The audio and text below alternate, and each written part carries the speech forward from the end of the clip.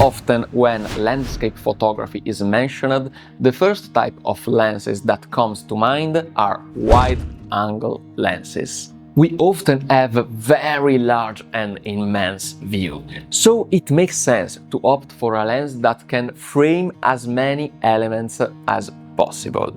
However, often in creative jobs such as photography and videography, can have sense to try to reverse the conventions. So in today's video we are going to discover why and in which cases it would have sense to approach landscape photography with a telephoto lens. For those who don't know me, my name is Stefano and I'm a photographer and videographer from the Italian Alps. And on this channel I want to share with you not only what is my job, but also what is my biggest passion, videography, and in this case, photography. If you don't want to miss any other content that I will be uploading on this platform, be sure to subscribe to my channel and to activate notifications. As you probably heard, my English is not the best, it's not perfect. So if something that I'm going to say is not clear, please let me know it in the comment section below, so that I can explain it to you. Those kind of tools are very used in sport and wildlife, for example, for two big reasons. The first one is that they allows you to shoot a very distant subject, and the second one is that you can very easily isolate your subject inside your framing. The most common telephoto lens is the 70 to 200 millimeters, like this one that I have with me, but you can find on the market other type of telephoto lenses, even more extreme, like a 600 or an 800 millimeters. Telephoto lenses, as I've said before, are very useful if you want to isolate your subject. Also, their very pronounced compression allows you to create very interesting perspective plays.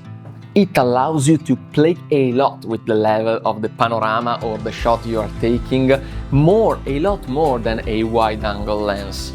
Whether it's a peak, trees or a series of ridges, playing with a narrow focal length allows us to be more creative and to have a more intimate and selective view of the landscape. By the way, with those kind of lenses you can get very interesting reflection and bokeh games. Like all things in work and in life, using a telephoto has its advantages and disadvantages.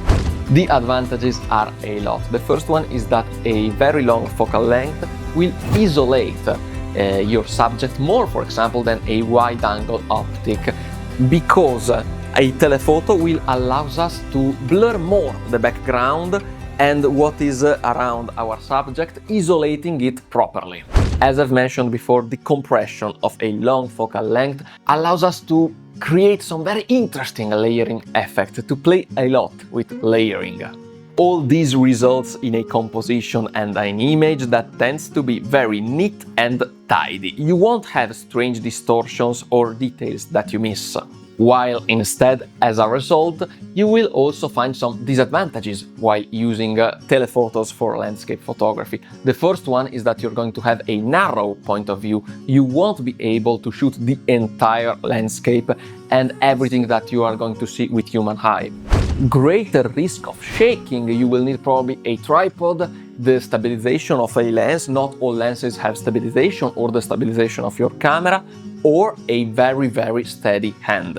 Telephoto lenses, especially those with high focal length like 400mm, 800 or 600mm, and especially if they have a particularly large aperture, such like 2.8 lenses for example, will be very bulky, very heavy and difficult to carry, especially if you are hiking. The bigger limit that telephoto lenses have is that they are the most expensive optics that you can find, especially extreme ones. For example, I think of the 400mm f2.8 RF of Canon, which is a lens which is fantastic, but it costs almost like a car. You can find a cheaper solution like this one. This is a relatively cheap lens, is a very old lens, but I tell you a secret. Good glass doesn't age. Probably the autofocus is not as good as you should need if you shoot sport, but in most of the cases, even an old lens like this one can be very, very interesting. And you can find it used at a very good price, actually. The final tip that I give to you if you're going to hike, if you're going on the mountains, if you're going on a travel, bring with you also a good wide-angle lens.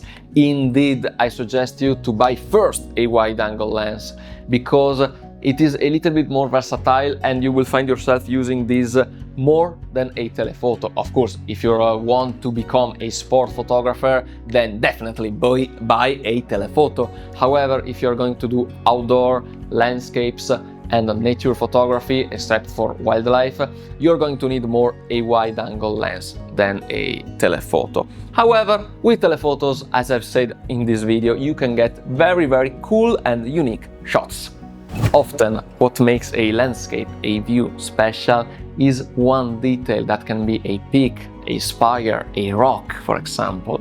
So, for me, it's very interesting to rethink this kind of photography by the perspective of enhancing those kind of details. That's it for today's video. I hope you've enjoyed. If so, I invite you to hit the like button. Tell me in the comment if you have ever used a telephoto lens for landscape photography and how was your experience. If you don't want to miss any other content that I will be uploading on this platform, be sure to subscribe to my channel and to activate notification. That's it for today. See you in the next video. Ciao!